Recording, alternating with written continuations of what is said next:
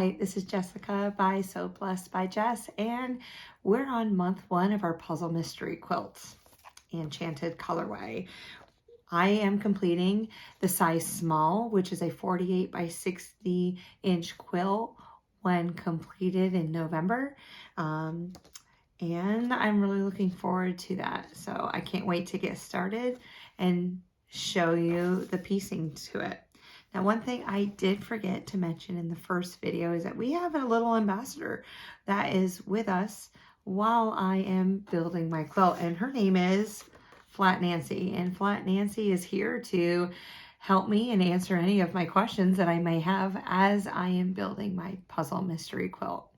So if my seams are uneven or something's going, she can be the judge of that. I just know that I'll be pleased with the results that I get.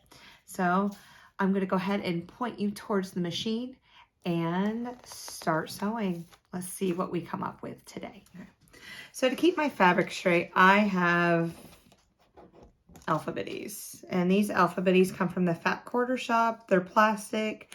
They're thick. Love to use these. If you don't have alphabetties, get some sticky notes, get some pieces of paper just to organize your fabric to the best of your abilities.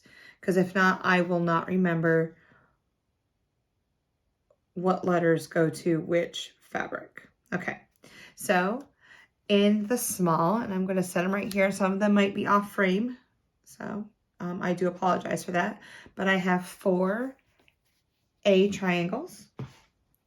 I have 2 A squares. For B, I have 4 B triangles and 4 B squares. For C, we received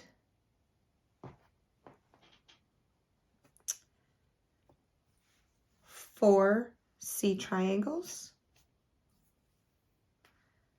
For D, we received 4 smaller D triangles. For larger D triangles. For E, keep moving my way down here. E is my fabric. We received 4 small triangles, 2 larger triangles, and then for letter F, 2 larger triangles and 2 squares. Okay, so step 1 has us taking a large D or 2 large D triangles,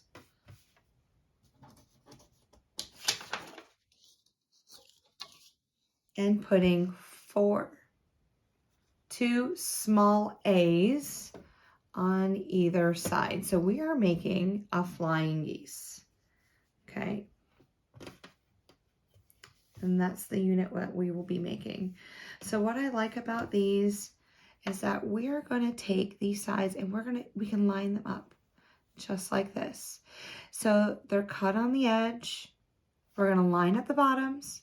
We're going to line up the sides, and we're not going to pull on it because there's bias edges. That means it can stretch, and we don't want our fabric to stretch at all.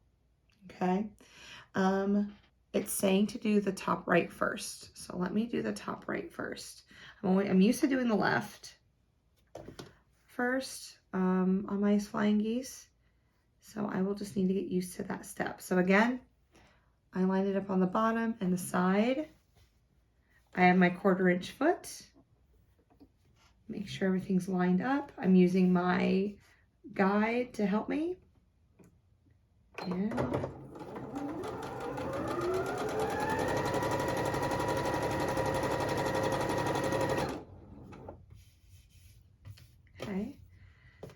And I like to chain piece, so I am going to continuously be piecing. I don't like to stop my thread if I don't have to.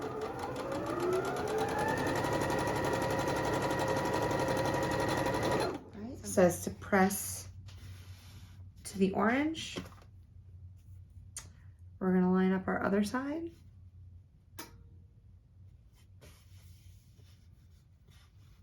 Okay. So we're sewing.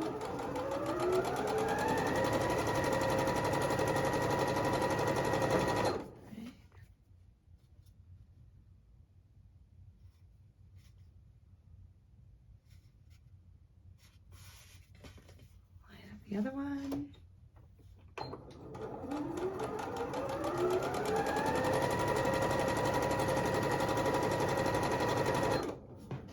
Then I'm going to put this ender back in.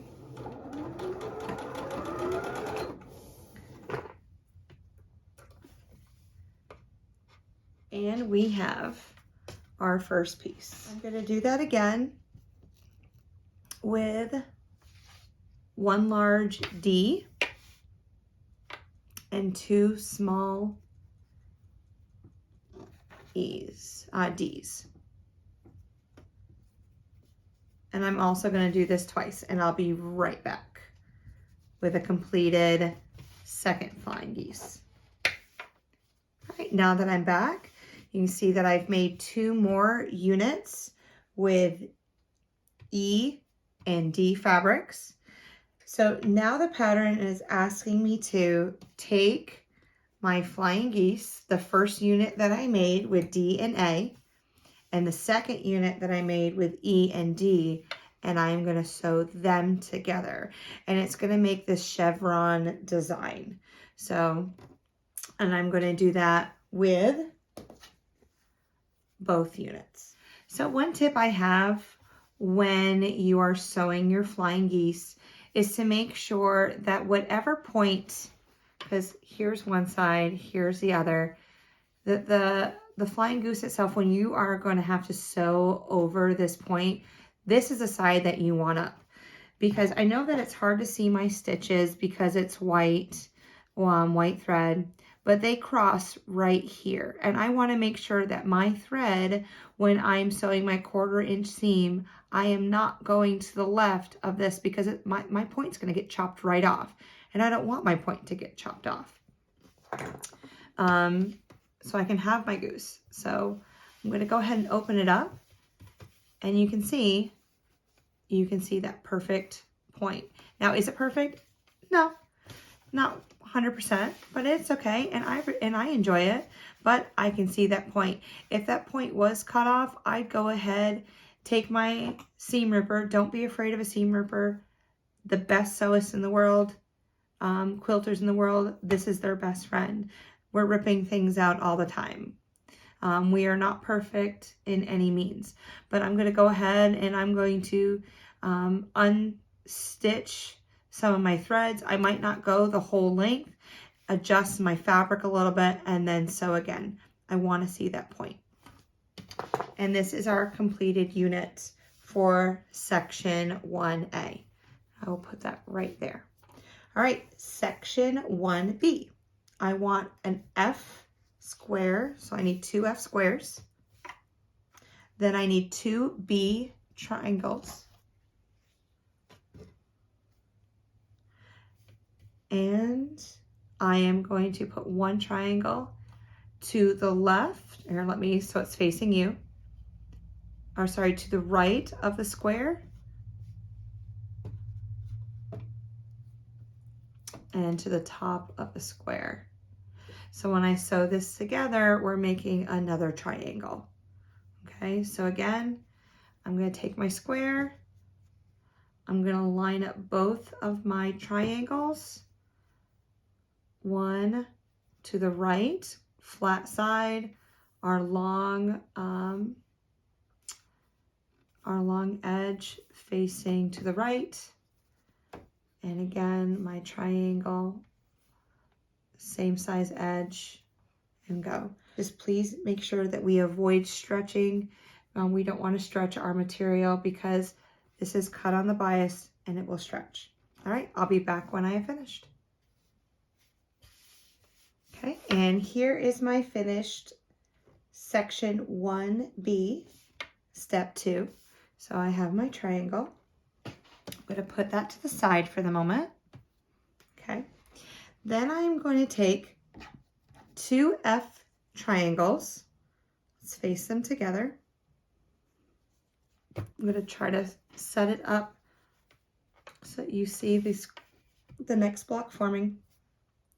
2 D triangles, so the 2 large D's.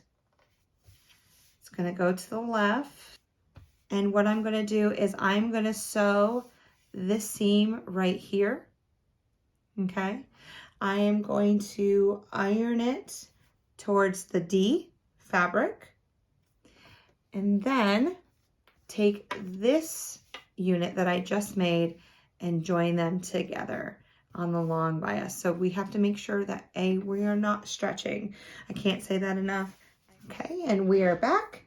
So I have my block put together. So we have F and D, and we sewed F and the 2 B's together. So 2 larger triangles that were created, and then we are pressing to the 2 fabrics that are put together. All right, so now I'm going to set this over here.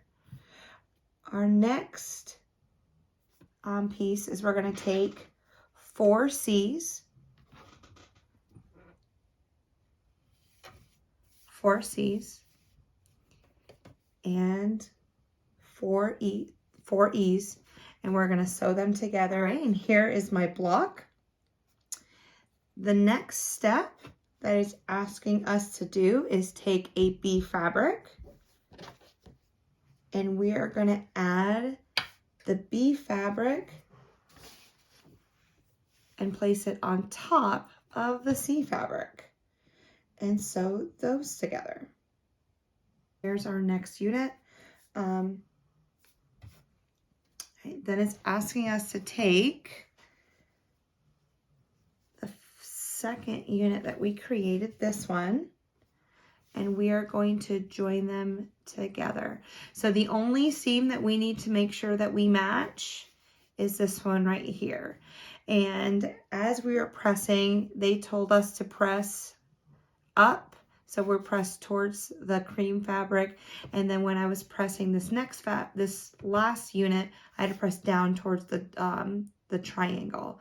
So when I flip them over, I can nest those seams together. Okay, make sure that you're following the cutting instructions, or sorry, the pressing instructions with it, so it'll make sense, because I did not want to press towards the triangle. It's like not a natural thing because of all the bulk, but we need to nest our seams. All right, and this is our new unit. Okay. I'm going to place that over here for the moment. Now I still have 2 half square triangle units. That's what these are called when you have 2 half square triangles in a square unit. So I'm going to take these and place it to the left, and B placing it to the right. So this, and I'm going to press all of my seams towards the orange. Okay, I need to make 2 of these units.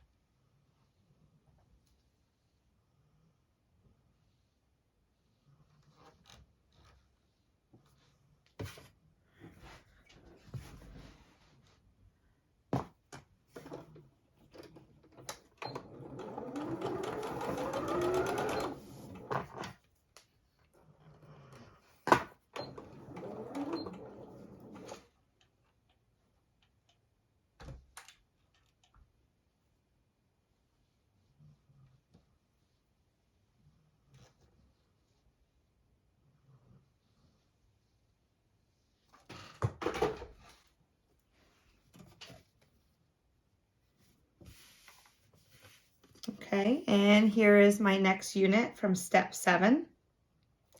Now it's asking me to take this unit again, bring it back, and I'm going to sew this unit that we just made to our step 7 and make 2.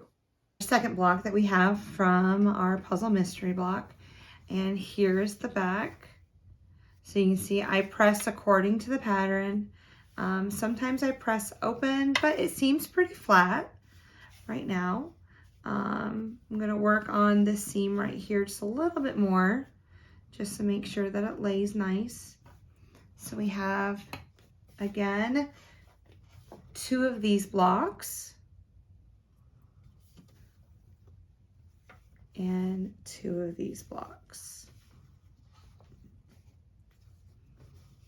So that is the end of our video today. If you have any questions, I'm going to put a link for cotton cuts in the description box below, along with the colorway that I used.